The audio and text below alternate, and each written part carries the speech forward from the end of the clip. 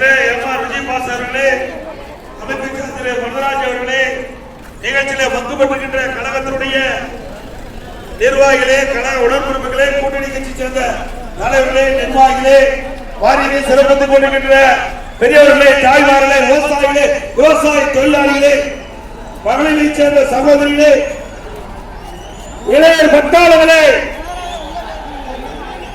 பத்திரிகையாளர் ஊடகங்களே, அனைவருக்கும் என்னுடைய முதல் நன்றி கலந்த வணக்கம். திராவிட முன்னேற்ற கழகம் ஆட்சி அமைக்கப்பட்டு 52 மாத காலம் நிறைவு பெற்றுள்ளது. இந்த 52 மாத திராவிட முன்னேற்ற கழக ஆட்சியில் இந்த தொகுதியில் ஏதாவது ஒரு பெரிய திட்டத்தை கொண்டிருக்கிறார்களா?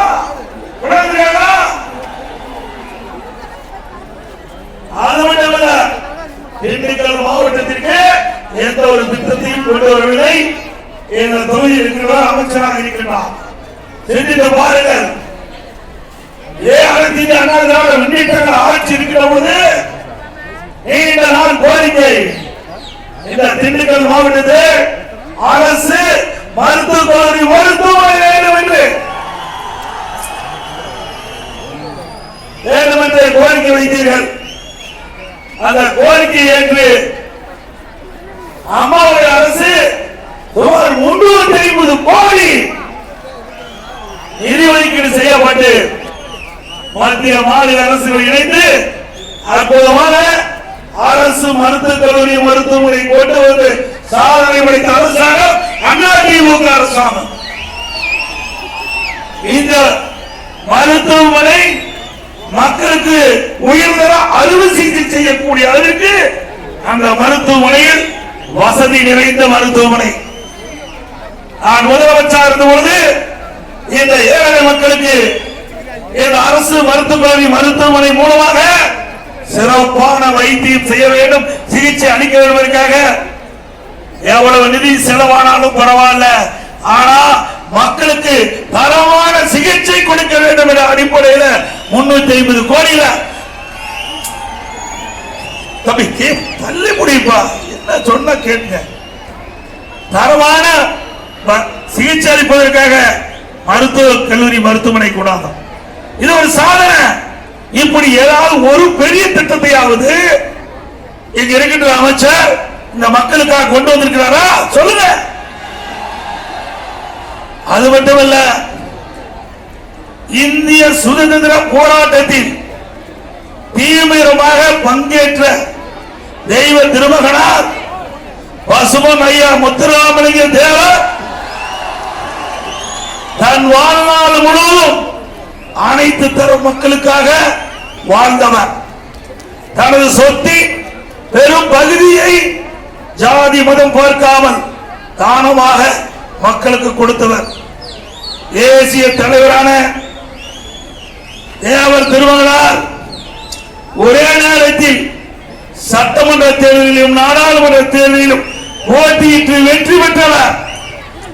தமிழ்நாடு குறிப்பா தென் மாவட்ட மக்கள் நெஞ்சங்களிலே நீக்காத வாழும் பசுமன் ஐயா முத்துராமலிங்க தேவர் அவர்களுக்கு நாட்டின் உயரிய விருதான பாரத ரத்னா விருதினை வழங்க வேண்டும் என்று அதிமுக சார்பா மத்திய அரசிடம் கோரிக்கை வைப்போம்.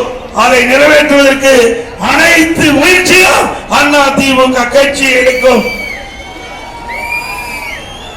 அதே போல தென் மாவட்ட மக்களுடைய நெஞ்சங்களிலே வாழ்ந்து கொண்டிருக்கின்ற தேசியம் தெய்வமும் இரு கண்டு என வாழ்ந்து காட்டிய ஐயா பசுமன் முத்துராமலிங்க தேவர் திருமகனார் அவருடைய பெயரை மதுரை விமான நிலையத்திற்கு பெயர் வைக்க வேண்டும் என்று அனைத்து இந்திய அண்ணா திராவிட முன்னேற்ற கழகத்தின் சார்பாக மத்திய அரசை வலியுறுத்தி அந்த பெயர் வைப்பதற்கான முயற்சியை அதிமுக கட்சி செயல்படுத்தும் நேரத்தில் தெரிவிக்க விரும்புகின்றேன். அதோடு இன்றைக்கு நாட்டில் நிலவுகின்ற பிரச்சனை சட்ட ஒழுங்கு அடியோடு தமிழகத்தில் சீர்குலைந்து விட்டது. உதாரணத்துக்கு நீ எல்லாம் தொலைக்காட்சியில் பார்த்திருப்பீங்க, சட்ட ஒழுங்கு டிஜிபி அலுவலகம் சென்னையில மெரினா கடற்கரைக்கு முன்பு காமராஜர் சாலைக்கு முன்பு டிஜிபி அலுவலகம் இருக்குது. அதுல ஏர்போர்ட் மூர்த்தி என்பவர் அங்கே சென்று கொண்டிருக்கின்றார். அந்த சாலையிலே சில பேர் அவர் மீது கடுமையாக தாக்கப்படுகிறார். அங்கே காவல் அதிகாரிகள் இருக்கின்றார்கள், வேடிக்கை பார்த்துக் கொண்டிருக்கின்றார்கள். எங்கே சட்டம் ஒழுங்கு தமிழகத்தில் இருக்குது? ஒரு டிஜிபி அலுவலகத்துக்கு முன்பாகவே ஒருவரை தாக்கப்படுகிறார் என்று சொன்னால் தமிழகத்துக்கு இருக்கின்ற மக்களுக்கு என்ன பாதுகாப்பு என்பதை எண்ணி பார்க்க வேண்டும். அது சட்ட ஒழுங்கு டிஜிபி சென்னை தலைநகரம்.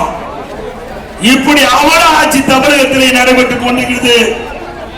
அது மட்டுமல்ல, ஆடுதுறை பேரூராட்சியில அந்த அலுவலகத்தில் அந்த பேரூராட்சி தலைவர் இருந்து கொண்டிருக்கின்ற பொழுது சில மர்ம நபர்கள் பேரூராட்சி அலுவலகத்துக்கு சென்று வெடிகுண்டு வீசுகிறார்.